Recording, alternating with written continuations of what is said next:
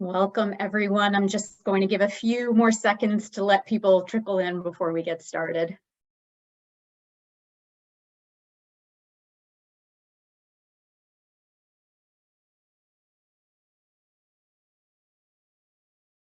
All right. I think we will kick things off. So welcome everyone, and thank you so much for joining today's Asset Management Online Application Tips panel here at the Yale School of Management. My name is Laurel Grodman. I serve as Assistant Dean for Admissions at Yale SOM. I'm also a graduate of the MBA program at the Yale School of Management. And I am very happy to be joined by four of my colleagues, three of whom are members of the Asset Management Admissions Committee. We've got Sue Sacco, Julie Dahlquist, and Melissa Croft. We're also joined by Diana Sellers, who is our MBA colleague who will be taking your questions behind the scenes and helping us out with putting some links in the chat along the way as well. So thank you to all of you for joining today. Today's a really unique opportunity to hear from individuals who serve on the team that help design our asset management application, who review your applications that you submit each year, and ultimately select the members of our incoming classes. So our aim today is to provide you with a brief overview of the school and the asset management program, which I'll kick off in just a moment. But then we'll spend the bulk of our time together reviewing the main components of the asset management application and offering tips and advice along the way. I'm going to be sure to leave some time for your questions during the last portion of today's session. I would think probably in the last 10 or 15 minutes of the session, we'll turn over to that. Please submit any questions that you have at any point along the way using the Q&A feature of the platform. So please don't use the chat function. We won't be monitoring the chat for that. As I said, we may throw some links into the chat for your benefit along the way, but please do channel your questions towards the Q&A function, which Diana will be moderating and keeping an eye on as we go. I ask that you keep any questions that you have within mind that this is a broad audience. If you have very specific questions that are pertinent to your individual situation, you can always contact us by email within our program inbox, the address of which I'll put up at the end of today's chat. You could also find it pretty easily on our website. I'll also use this time to mention that we have a series of application workshops coming up next week in which we'll get a chance to dive a little bit deeper into some of the components of the application that you're most interested in hearing about that come up today. It's a bit more of an interactive session. You'll have a chance to ask questions along the way, and you can register for those on our event page. And so with that, I'd like to share a little bit more about the Yale School of Management and what makes the MMS program and asset management distinctive among business and Masters of Finance programs. And then, like I said, we'll turn things over to the application. So with that, whenever I talk about the Yale School of Management, the first place that I always start is with our mission, which is to educate leaders for business and society. Our mission is shared across all of our degree programs, and it serves to inform everything we do as a school, including identifying and filling the need for new programs such as this one. So no matter the area or focus of a given program, we aim to develop leaders who can think broadly about the challenges we face in an increasingly complex world and who can be decision makers in environments that call for multiple stakeholders, influencers, and consequences. Our students who graduate from all of our programs are positioned to be successful in their careers and to have a positive impact on society. And our program attracts students for whom this mission resonates. One thing that fits quite naturally into our pursuit of this mission is our close connection with our home institution, Yale University. So when you join the Yale SOM community, you truly join the broader Yale University community and all the opportunities and privileges that come with this. Yale is really an extraordinary place to learn from top academics and fellow students across a broad range of disciplines. And so whether it's taking elective classes in our computer science department, for instance, or attending a lecture on the future of energy markets that's hosted by the Yale Center for Business and the Environment, or maybe taking a core class on the regulatory environment with Lisa Kaplan, who is from our own world-renowned Yale Investments office, the opportunities to connect with all that Yale University has to offer are an essential aspect of your Yale SOM experience. And it helps you develop into the type of investment leader who can think across disciplines and incorporates varied perspectives when solving big challenges in your future career paths. Now, I'd like to give you some background and context about our master's degree in asset management, which is why you're presumably all here with us today, and why this is a program that made sense for Yale to develop, and in some sense could only really exist at Yale. So for some history, the program was created by Toby Moskowitz, the Dean Takahashi Professor of Finance, in partnership with David Swenson, the late Chief Investment Officer for the Yale Investments Office and the pioneer of the world-famous Yale model of endowment management. The two of them saw a real need and demand for a finance program devoted specifically to asset management that combines the best of academic theory and practice. Their vision was to merge the perspectives and expertise of top finance scholars with leading investment managers, resulting in a truly unique curriculum that balances both academic theory and practice. So a little bit more of a deep dive into the program itself. So it's a 9-month degree program, and it's divided into a core curriculum and elective classes. Most of the core classes are taught by top-ranked SOM finance faculty who are pursuing cutting-edge research across a wide variety of topics relevant to asset management. Most of the electives are taught by leading investment managers who are in the field, navigating real-life market conditions and challenges in their day job. You'll also have access to elective MBA courses that are offered at SOM, as well as courses available elsewhere within Yale University. No other school has a program developed in partnership with their university's endowment, the Yale Investments Office, which is recognized by the industry as the pioneer and leader of modern endowment investing.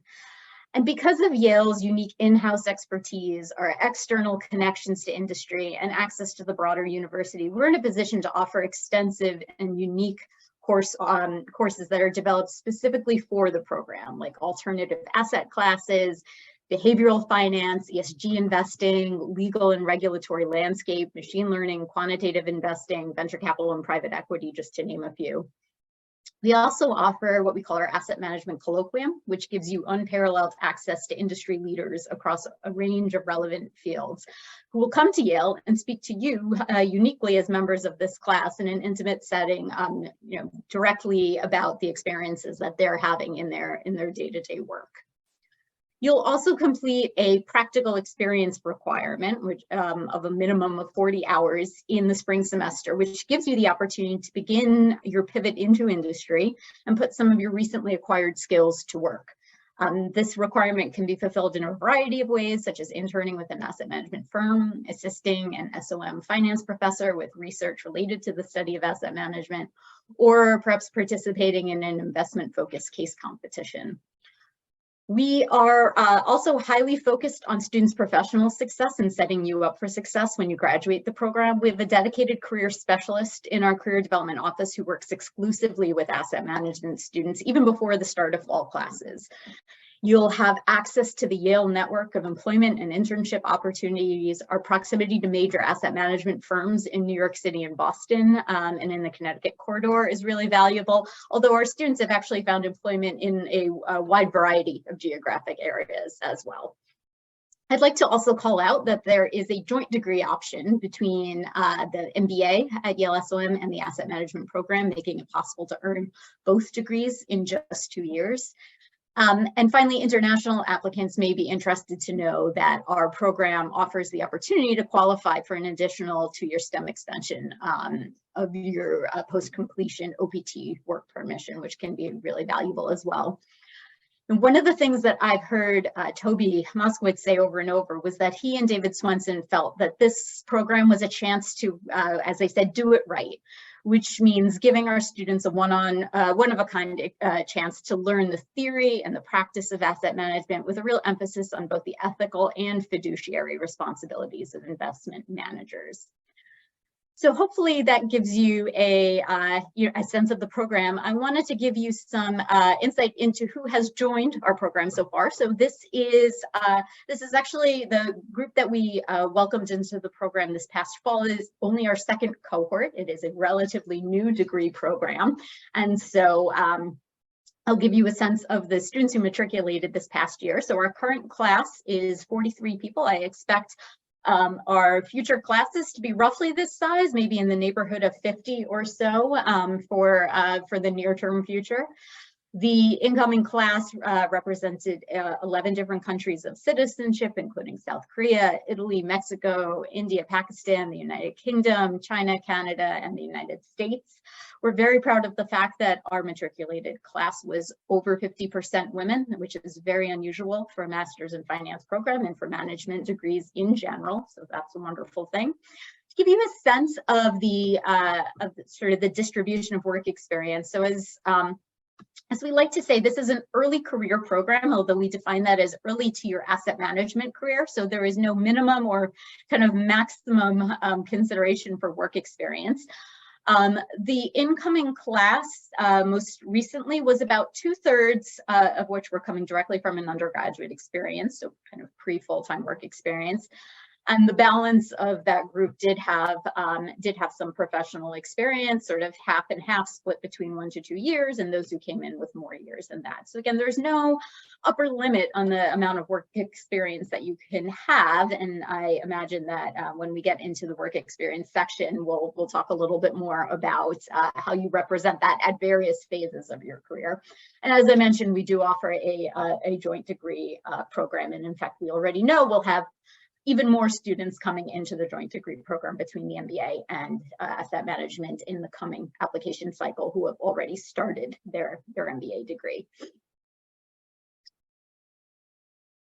All right, so moving on to the admissions process. So before I turn it over to our panelists who are going to go through some of the details of the application, I'd like to give you just a sense at a high level at how we are assessing candidates for the asset management program. So in our evaluation process, when it comes down to it, we're really looking for 3 things. We're looking for your academic preparedness with a particular lens of assessing your quantitative preparedness, since it's a highly quantitative program. We're looking for your professional impact and potential, and this is demonstrated through your work experience, your extracurricular involvement, your professional interests, wherever you have applied your skills to date, depending on where you are within your career path. And lastly, your desire to make an impact in the field of asset management immediately after graduating from the program and beyond. So obviously it's a highly specialized program. We want to make sure that you are really targeting your aspirations towards what this program has to offer. So each element of the application that you see here aids the admissions committee in our assessment of 1 or more of these dimensions. And we look at them holistically, which means that we pull the information that we need from each, given your own unique academic histories, your professional experiences, and your personal backgrounds, and we look at them all in tandem.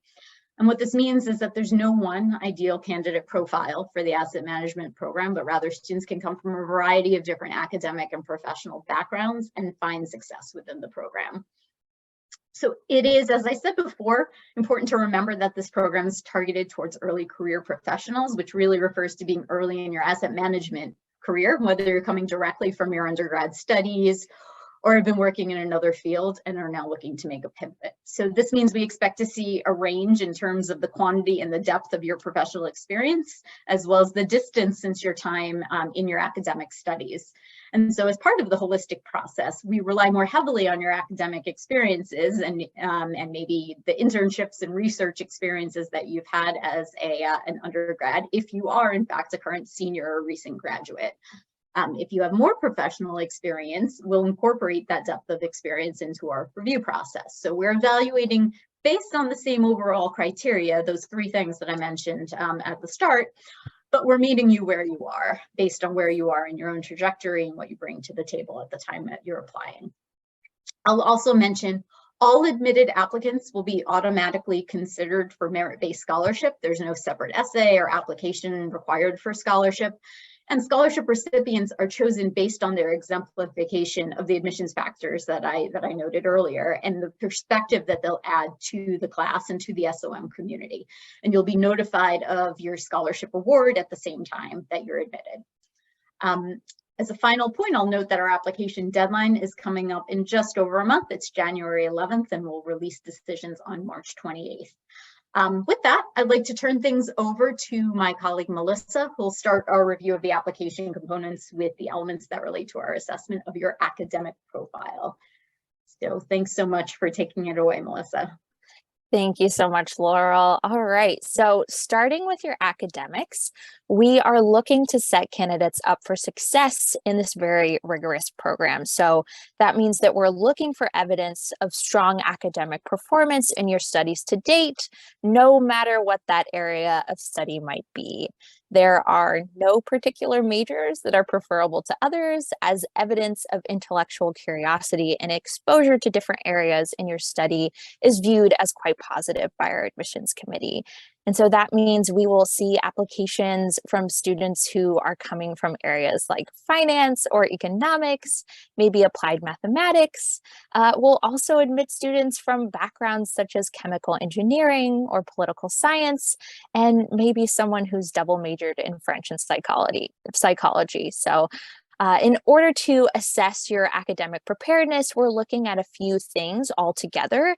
And so I'm going to walk through those areas of your application, which include your transcripts, your test scores, any courses or certificates you might have pursued outside of your formal studies. And then lastly, I'll talk about your academic letter of recommendation. So starting with your transcripts, like I said earlier, regardless of your area of study, we'll be looking at your undergraduate academic transcripts as well as any graduate transcripts if your studies extended beyond university. And we will very much be looking at those transcripts very closely beyond just your overall GPA. We'll be looking at the types of classes you've taken, how you've challenged yourself, how your grades have trended over time. Like I said, it's not just that cumulative GPA that's listed at the end that we'll be looking at. So very much a deep dive there into your transcripts. And when you go about submitting your transcripts, these should either be copies of official transcripts or a digital version of the transcript that contains the same information as a physical one. And this should include the university grading key with every transcript that you submit. And on these transcripts, we'd like to see you include both the course titles and grades for all schools that you've attended.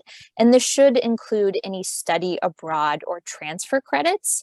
If your study abroad or transfer credits do not appear on the main school's transcript, please be sure to upload separate full transcripts for these institutions as well, as we'd like to consider those with your transcript information. As Laurel noted, a majority of you joining today might be current college seniors, and if that's the case, you'll have the opportunity to update us with any new grades over the course of the application review period, so this upcoming spring semester, and we will be sure to review your final transcript before you enroll in the program. Beyond your transcripts, if you'd like to share any professional or personal development activities that you have not taken for university level credit, such as maybe a CFA, CPA, or online class, you can include this on your resume. In the academic record section, we just like to see degree conferring institutions. So include those on your resume, and then in your transcript, anything that you've taken college credit for, or degree conferring credit for. And then finally, when it comes to transcripts, I just want to note that an incomplete academic information tends to be the number one thing that might hold up your application review. So just be sure to follow the directions closely there in the academic records section. Just make sure that you've got all of your information right there. Secondly, for your academic consideration, we'll be looking at your test scores. And we take both the GMAT and GRE, and we truly do not have a preference for one over the other. We also do not have a minimum score requirement. As you can see in the chat, my amazing colleague Diana has put in there the link to our class profile page, so you can use that to get a sense of the score range for our current class if you'd like to take a look.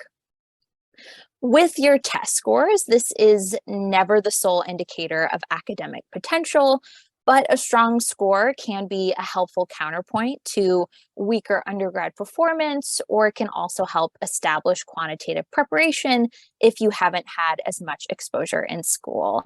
And with that in mind, we are looking at both your quantitative and verbal scores as they're shown to be predictive of success in management programs. Though once again, a test score alone is not the only thing we're relying on to gauge your potential. When you go to submit your test scores in your application, we encourage you to share your entire test score history. We will not combine sections of the test score from different testing dates for a super score, and we ask that you do not either. We will use the highest score achieved in your evaluation, but seeing your entire testing history can provide us with a more comprehensive view and be very helpful for us in our consideration. For example, maybe you scored higher in the quant section of a test score that was not your overall highest score. And so this would be really good information for us to have when we're gauging your quantitative preparation for the program. When you go to submit your test scores, you can just self-report at the time of application. We will not require that you submit an official score unless you are admitted. And in that case, we'll need your official scores before you enroll. All right, so moving on to your quantitative profile, as Laurel mentioned, this is something that we're considering in the application. While this program is not exclusively focused on quantitative concepts, there is a certain level of preparation in quantitative subject matter that will give you some of the foundation you need to dive into the coursework. So we will look to understand what exposure you've had to date. You might have studied econ or mathematics and just naturally have a good deal of quantitative exposure in your curriculum, but it's also possible that maybe you studied engineering or chemistry or even earned a liberal arts degree, but have some exposure to statistics or applied math along the way. So in your quantitative preparation, we will be looking at your quantitative exposure in your transcripts. So what classes you've taken that involve quantitative concepts. You'll also see in your application that we ask you to outline information about a couple of specific topics. So specifically, we're asking about calculus, linear or matrix algebra, statistics, microeconomics, and computer programming experience. And so we could either see this from your formal coursework on your transcript, but you can also include any less formal study you've undertaken, such as through a certificate course or program. And these courses are not required for admission, but exposure to these subjects will provide a highly beneficial background for the curriculum here with our asset management program. So we will absolutely admit candidates who have not taken all of this coursework prior to admission, but it just does help us to understand your starting point, and your responses will also help us identify if you might benefit from additional quantitative exposure to matriculating at Yale SOM, as we do have a summer self-study program if you need some additional background. Finally, with your quantitative preparation, we'll also be looking at your GMAT or GRE quant score to help us assess your quantitative preparedness, especially if you don't have as much quantitative exposure in school. All right, and finally, for your academics, we'll be looking at your academic letter of recommendation.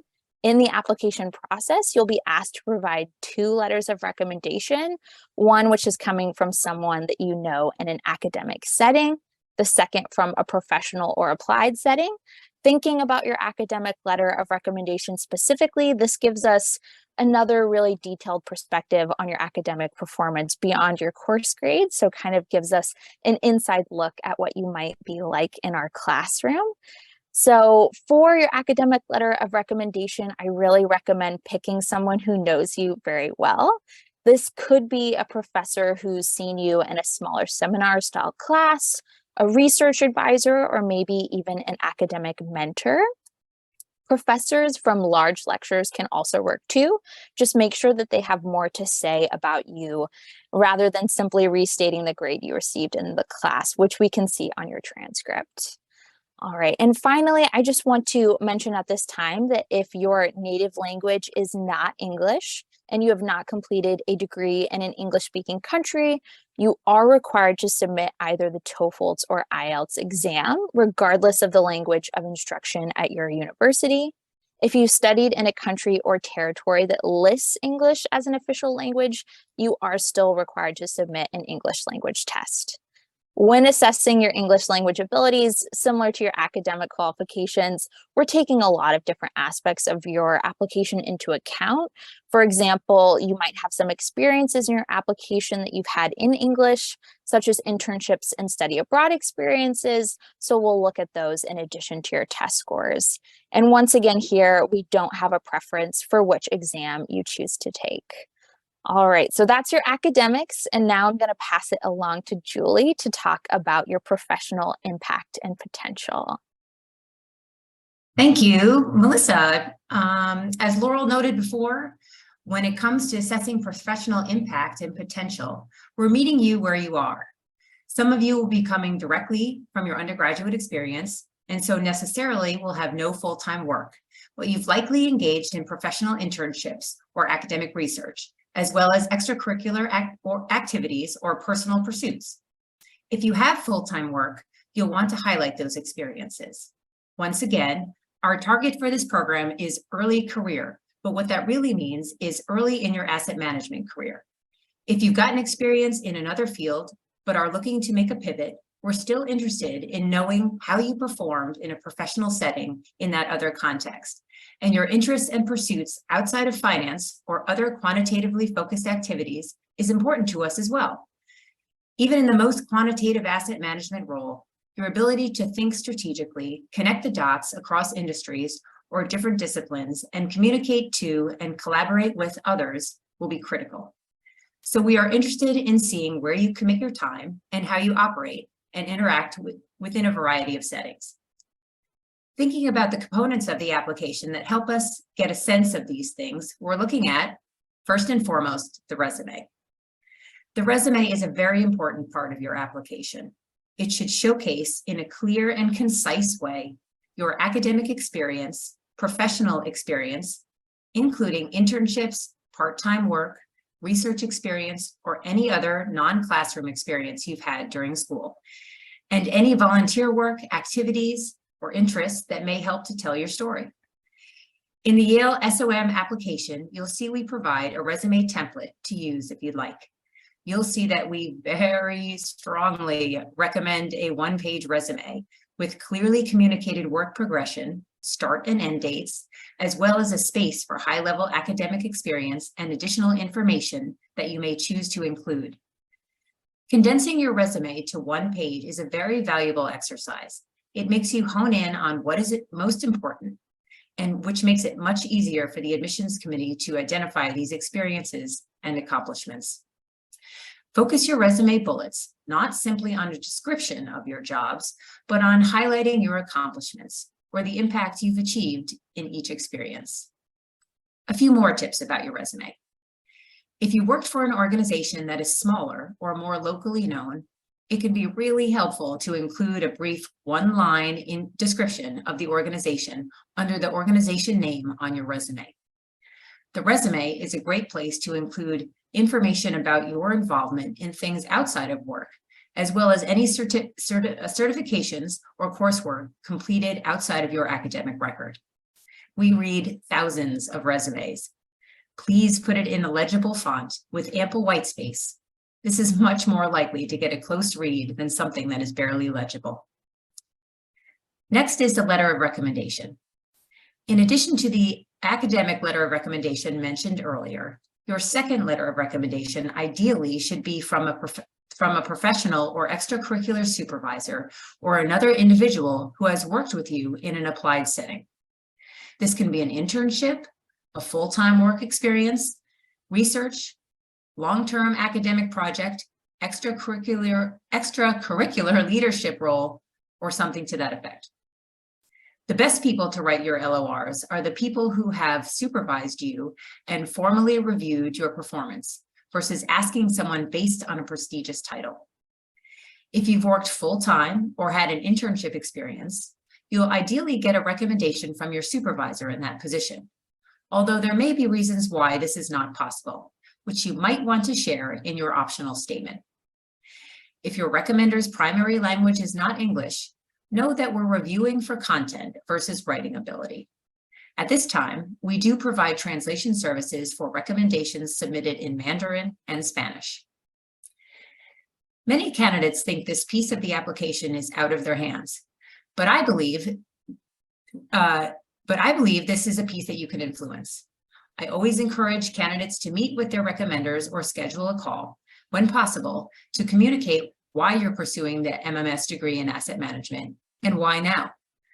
I would also jog their memory about projects or professional experiences you had at their organization that the admissions committee might benefit from hearing about. In this way, you're priming your recommenders to be reflective and thoughtful about writing a letter that will shed light on your performance at work or in the classroom, your trajectory and potential to excel in this program and beyond. Activities. In the activities section of the application, we'll also ask you to identify the most meaningful undergraduate and post-undergraduate activities you've been involved with, up to 2 from each. Picking your top 2 gives us a sense of what you've dedicated the most of your time and talents to. You can, of course, include additional activities on your resume. Think broadly about activities. They can be extracurriculars, sports, volunteer work, research or academic activities, employment or work study during school, familial roles or responsibilities, professional affiliations, or hobbies and personal interests. This gives us a better sense of who you are and how you apply yourself. And just a few final notes on presenting your professional and applied experiences. Read the instructions for the work experience section closely. Any full-time work, part-time work, internships, or research experiences that appear on your resume should also be input into the work experience section of the application, along with the requested detail. Once again, please read the instructions for how to do this very closely. We will use this information to verify your employment should you be admitted to the program, so be sure only to list names of organizations that will be able to officially verify your employment. Connect the dots. If you've transitioned between post-undergraduate roles, use the work experience entries to explain why you've left a given role for a new opportunity. And if you have a gap in your work experience or academic history, we encourage you to use the gaps in work experience section or the optional statement to provide an explanation. Now I'll pass it along to Sue to talk through some of the remaining components of the application. Thank you, Julie. So we've talked about academic preparation and we've talked about professional impact. The last key component of your application that we are seeking to better understand is your interest in the field of asset management. As you've heard, this program is distinct among master's programs in finance due to its unique focus on the theory and practice of asset management. We want to understand what drives your interest in the field and how you envision these interests will play out for you in your career after completing this program. We'll seek to understand this in a few ways. First, we have an essay that directly addresses this, which is on the screen here. What are your short and long-term career interests? Please describe what drives these interests and how they connect to your academic, professional, or personal experiences. This is a very specialized program, and we want to understand how your interests align with what the program can offer. We are asking you to be both forward-looking and backward-looking in this question. In terms of looking forward, we'd like you to identify what you are interested in pursuing during the program and your short-term career interests directly after completing the program. We'd like to know how this translates into your longer-term aspirations. Looking backwards, we'd like you to reflect on how these interests developed and how they are tied to academic, professional, and personal experiences you've had to date, including what you still need to learn and accomplish to achieve your goals. I would like to emphasize that you do not have to have everything figured out. Maybe you are interested in several different fields or functions within asset management, or maybe you have a sense of what you'd like to try in the short term, but it could take you down several paths in terms of long-term plans. Or maybe your interest is in fundamental versus quantitative approach or vice versa, but you're not sure of what sort of organization or role you'd like to work in that apply that approach. All of these are okay. We're most interested in hearing what has led you to want to pursue these interests and how you can connect what you've learned to date and how at this point in time you can envision making your impact in the field. It is important to note that this essay has a 500-word limit, so we encourage you to be clear and concise in your communication. This should be more than enough space to respond to the question we are asking. And with that, I would like to offer a note about the optional information section of the application, which appears on the same page as this essay question. Most candidates do not need to complete this section. Do not use it as an opportunity to answer a question we have not asked. Instead, use it to provide some additional information to provide context around something that is a part of the application, such as a reason for choosing an unconventional recommender, an unusual timeline for your academic or professional pathway, or context that will help us better understand poor academic performance. This is the place to do it. In understanding your interest in the field of asset management, we'll also consider types of experiences and activities you've pursued to date. Once again, this is an early career program, so we are not expecting you to have a lot of exposure to asset management or a job in the field already. But if you have had some opportunity to gain some sort of related experience, this is certainly evidence of interest, and we want you to include that in your essay when you talk about how you developed your interest. Some examples of this might be an internship, participation in a student investment fund, independent investing projects, case competitions you've entered, types of coursework or research projects you've pursued. But I will take a moment to underscore that without these sorts of experiences, you can definitely be successful in the program and in our admissions process. So next, the final place we will get an opportunity to go more in depth about your interest in the program is in the interview. The interview will cover a number of aspects of your interests and experience. I'll take this moment to mention that interviews are by invitation, and we will start sending email invitations in the week following the application deadline and on a rolling basis. An invitation can come at any point throughout the application review period. We won't necessarily interview everyone we admit, but we will try and speak to as many candidates who will ultimately be admitted as possible. Our interviews are conducted by a member of our admissions team, who you are meeting today. And should the committee issue an interview request, it will take place virtually using an online video conference platform. And here are a few tips for the interview. So firstly, remember the basics. Be on time, professionally dressed, and come prepared. So these are the same basic tenets for a successful in-person interview that will apply to your online interview. Next, prepare, but don't over-prepare. Know your resume and your accomplishments and your interest in the program and some key experiences you would like to share if prompted. However, please do not script your answers. This never goes well. And I just want to take a moment to re-emphasize that it really never goes well when you script your answers. This really is meant to be a natural and unscripted conversation, and it is important to listen to the questions that we ask and provide a spontaneous response, pulling from your mental preparation that you've done, but not relying on pre-written responses. I'm overemphasizing this because since the rise of Zoom, we've seen many candidates trying to over-prepare for their interviews by writing down detailed answers ahead of time. This conversation goes way better when your responses are not 100% perfect, but instead delivered naturally, than if you try and plan for every single possible scenario ahead of time and then rely on your notes to give responses. Lastly, have intelligent questions for your interviewer. This is information that you can't easily find on the website. And remember that the interview is a two-way street. We're trying to learn more about you, but the interview is also an opportunity for you to learn more about us and our school and community. Now, I will hand it back to Laurel to talk about the two components of the application that you'll complete after you hit submit. Thanks so much, everyone. So just rounding out the application experience, there are two aspects of the application that are unique to Yale SOM, and both of them happen after you hit submit on your application and submit and pay your application fee. So these are our video questions and the behavioral assessment. So starting with the video questions, once your application is complete, you'll be given a link to go to a separate platform through which you'll complete your video questions. And I'll note for both the video questions and the behavioral assessment, you have a small window of time after the application deadline to complete these. It's not a very long window, so do make sure that if you are completing your application and submitting it on the deadline day, that you've given yourself a little bit of runway over the next couple of days to get these two final tasks complete. So back to the video questions.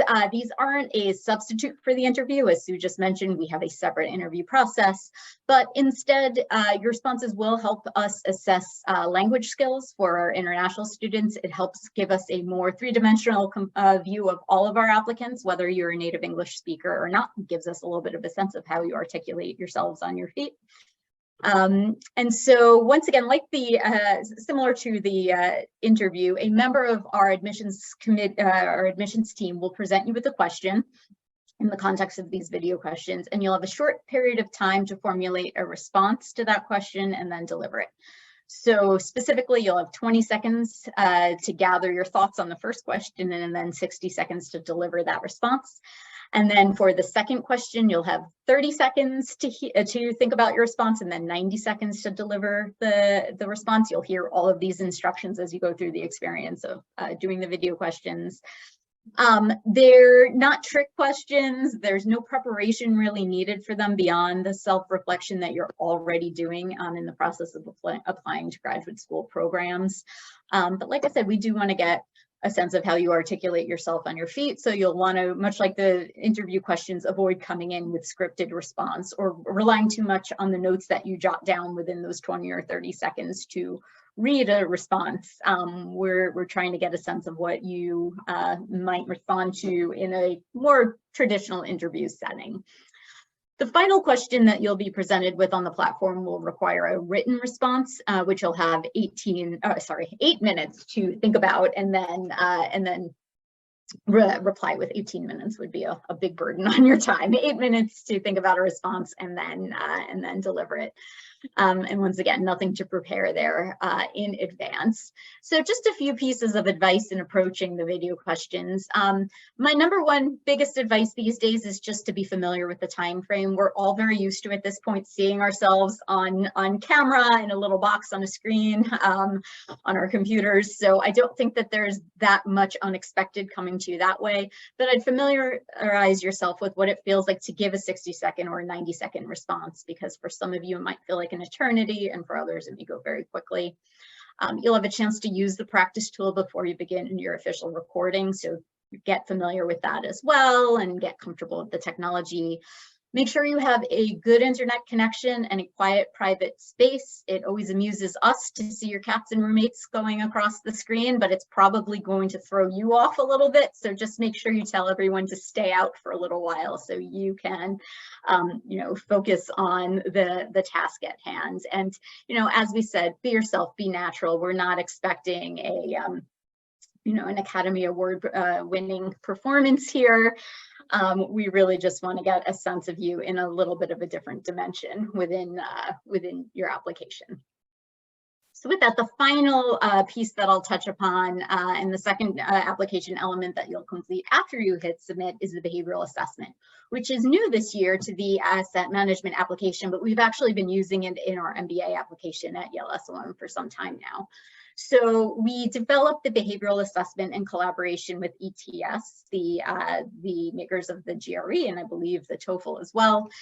It is unlike the GMAT or GRE, it's a non-cognitive assessment. So it's looking at interpersonal and intrapersonal competencies that we know are associated with success in business school programs. What the actual experience of taking this is, it's an online module. You'll have it will take about 20-25 minutes to complete and should be completed in a single setting. So once again, just make sure you have a good internet connection in a quiet spot. Don't need to do anything in advance to prepare for the assessment. It doesn't require any kind of specialized knowledge or background. And so what will happen is you'll be presented with pairs of statements like, I like to go to meetings and I'm an organized person, for instance, and you'll have to pick the one that feels more like you. There are a total of 130 of these, so the point is to move through them quickly and not overthink any one of them. The answers to any one of these questions is not going to determine whether you're admitted or not. In fact, the assessment as a whole will never be the deciding factor in admissions. It just, as part of the holistic process, it provides us with another piece of information that can be valuable when we use it in context with other elements of your application. So I actually think it's kind of fun to complete. And again, there aren't really right or wrong answers going through it. So hopefully that will be a relatively painless experience for everyone. So with that, I think we're right on time to spend the next 10 or 15 minutes on your questions. So I will leave this up just for a moment. Once again, this is our email address. If you have any very individualized questions about your particular application, you can feel free to email us at this inbox and we'll get back to you. With that, I am going to just stop screen sharing so I can take a look at your questions that have been coming in. And once again, if you do have a question that you'd like to share, please use the Q&A function, and we'll be keeping an eye on that. But from there, I see questions that have come in already. There's been a few questions around the quantitative background, which is understandable because, as we've said, this is a highly quantitative program, but we've also said we take people coming from all sorts of different backgrounds. So, Melissa, I'm hoping you can talk a little bit more about maybe sort of repeating the types of academic or non-academic experiences that we're considering when assessing someone's quantitative backgrounds, and also whether you have to have already taken all of that coursework prior to applying, or whether you can talk about plans to do that in the future and so on. So maybe you can chime in there. Absolutely.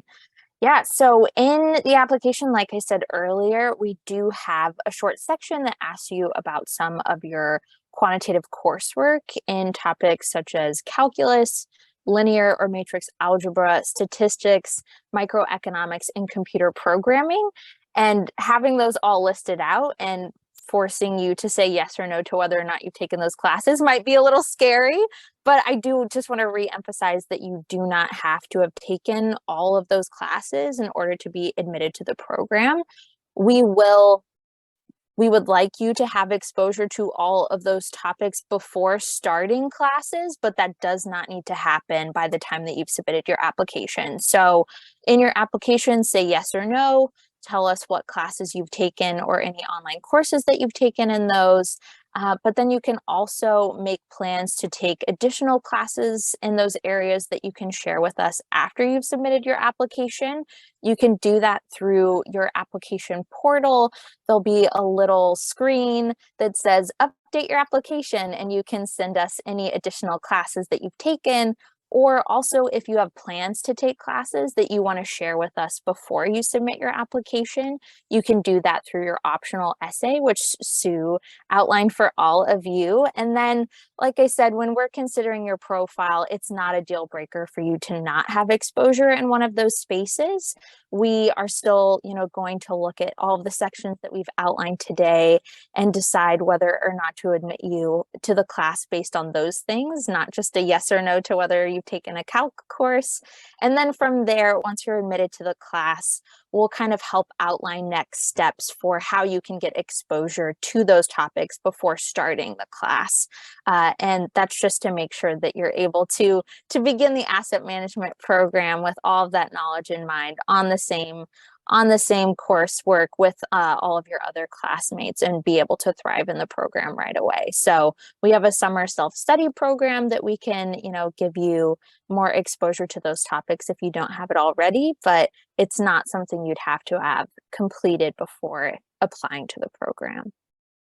Thank you, Melissa. And I'm glad you brought up the summer self-study program. And in fact, part of the reason we implemented a more formal structure for collecting this information from you this year is that we on the admissions team actually kind of had to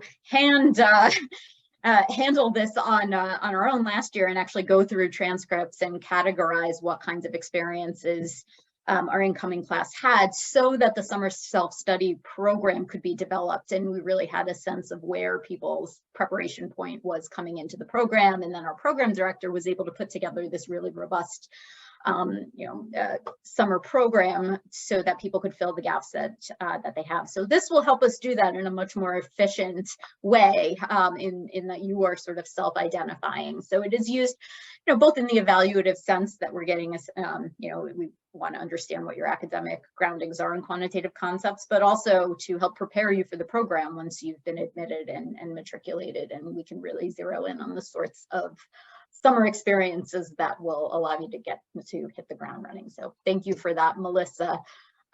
Julie, some questions about the sorts of professional experiences that we're looking coming in. So whether it's at sort of the internship level for undergraduates or those with professional experience, I have a question around, what do I do if I don't have direct experience in asset management? Is that going to be viewed negatively? So that's a great question, and it's a question that we get pretty often. And I think I'd like to start out by emphasizing the fact that we really, when it comes to experience, we really try to meet you where you are in your professional journey. So we recognize that some of you have not even graduated from your undergrad program. Some of you are a little bit farther along, or quite possibly in different fields. We want to make sure that you understand that when we ask for experience, that could mean a number of different things. This could be an internship. This could be a full-time position, and I would stress that any kind of experience that you could provide context around in this area that shows that you are applying the things that you've learned in the classroom, or can demonstrate some interest generally in the field, will be looked upon favorably. If you don't, to answer specifically the question, if you don't have specific asset management experience, that's fine. We recognize people are on different points in their journey. But what is best and most helpful for us when we evaluate your application, in this particular part of your application, is to truly, there are so many overlapping skills, to truly kind of provide as much context as possible for whatever experience you've had. Again, whether it's an internship, a project with a professor, a full-time position, to show us that you're utilizing the skills that may be necessary in an asset management position going forward. So again, don't worry if you haven't had one quite yet. We can evaluate you where you are on your professional journey. Thank you, Julie. This one I'm going to send to you, Sue. Question around, I don't have any unexplained gaps in work experience or academic performance or anything that needs further explanation. But I'd like to use the optional essay to provide another aspect of my candidacy. Do you recommend doing so?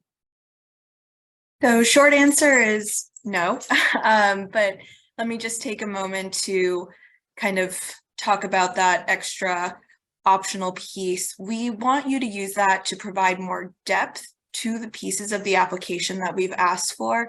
We ask that you not select to add another piece that we haven't asked for. So if you really need to explain something that is part of the application, please do so. Otherwise, we will use what we have. Thank you. Very, very good advice. So we do put a lot of time and care into putting our application together each year, and we ask you for a good amount of things, but we don't want to ask you for extraneous things. So if we haven't asked you explicitly for something, it's because we genuinely don't need it for our review process. So I think that's a good way to approach the optional statement. A couple questions about letters of recommendation on both sides. So as we mentioned in talking about the academic and the professional experience section, we are requesting a letter of recommendation from both of those areas of your experience, one academic recommendation and one professional recommendation. So we've gotten questions on both sides of that, of the aisle there, I guess. Can I submit 2 academic letters, and can I submit 2 professional letters. And I'll ask, I guess, both Melissa and Julie maybe to talk a little bit more about Melissa, what we're looking for in the academic letter, Julie, what we're looking for in the professional letter. But I'll start by saying, I highly suggest you try to get one of each, because we're looking to understand different aspects of your candidacy that only a recommendation from each of those areas can get. We understand there will be circumstances in which one or the other of those recommendations is simply not possible to secure. So I think that's where you use the optional statement to explain that to us. But if you are an undergraduate and say, well, I'm only in an academic setting, I would really push you to think about professional contexts that you've been in, whether it's an internship or academic research, because we are trying to get a sense of that applied experience. And then professionally, I can understand if you've been out of school for a while, it may feel strange to reach back to an academic professor. Try your best once again.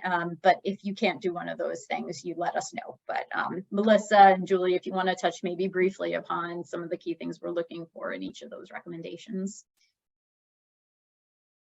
Okay, I'll start with the professional recommendation. I mean, I think we mentioned earlier, when asking for a professional recommendation, it's really most helpful to get a recommendation from someone who's going to be able to provide us some depth. Going immediately for the highest titled person in that organization who may or may not have had the opportunity to watch you work or really be involved in a project with you is maybe sounds like a good idea on paper, but it doesn't provide us the context that we need. For a professional recommendation, we would love to read about, someone or hear from someone who is involved with you on a day-to-day basis, who can really tell us a little bit in depth about how you work and how you've been able to apply some of the things that perhaps you've learned in the classroom or from other positions with them. They can be, any chance for them to highlight any accolades that you've gotten or any kind of specific points of strength that you have been able to bring to their organization are extremely helpful. The more context, the better. So, with professional recommendations, I know it's can be challenging to ask for, but I would really encourage you to work with someone and ask somebody that you know and have worked with professionally, kind of in a close-knit setting, and follow some of the tips that we gave you earlier about, meeting with them in advance and kind of priming them, say, oh, one of my favorite parts, working this past year was when we worked on the XYZ deal or something like that. So it kind of jogs their memory and gives them the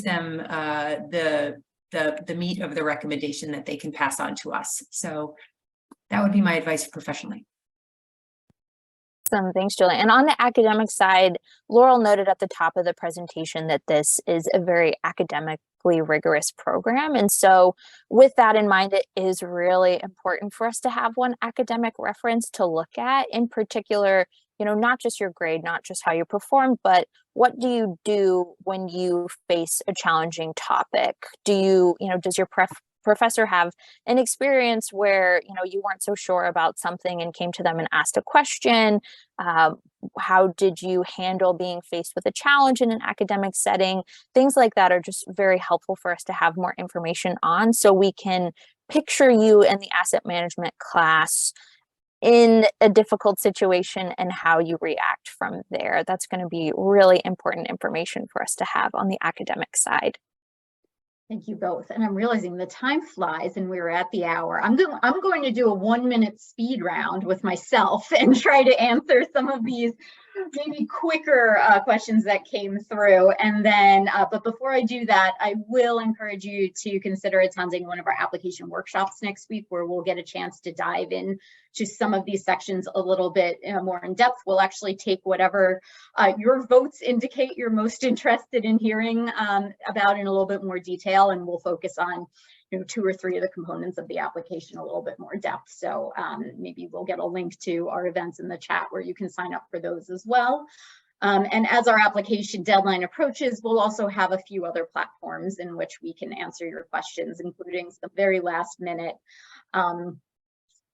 chats within our application platform, where you can get sort of quick answers to questions you might have. So speed round.